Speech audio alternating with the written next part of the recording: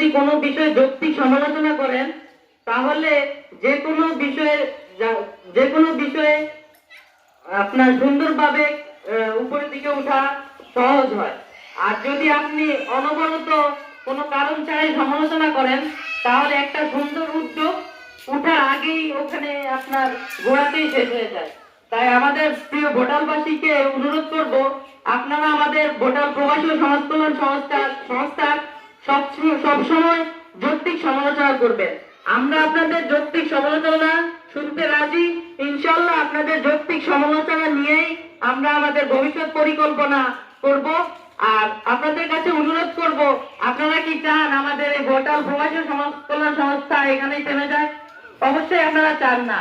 তাই আপনাদের কাছে অনুরোধ করব, আপনারা অহেতুক কেউ সমালোচনা করবেন না, যে আমাদের মনোবল ভেঙে যায়। আরেকটা বিষয় আমি বলতে চাই যে অনেকেই আমরা যাদেরকে ইফতার